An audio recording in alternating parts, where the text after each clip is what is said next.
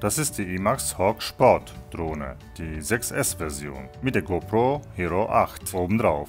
Leider passt die alte GoPro 7 Halterung nicht mehr bei der GoPro 8, die ist nämlich größer. Also alles mit Tesafilm befestigt, aber ich rate davon ab. Das seht ihr am Ende vom Film.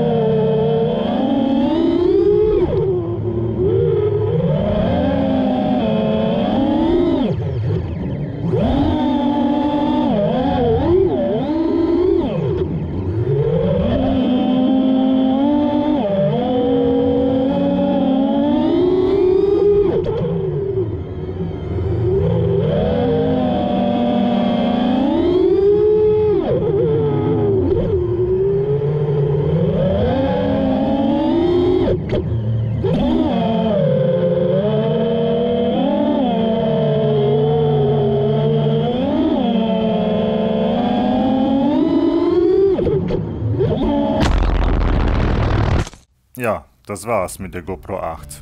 Die ist jetzt weg, irgendwo auf der Wiese. Leider vergessen, die Sprachsteuerung zu aktivieren. Zum Glück habe ich noch das FPV-Video von dem Flug.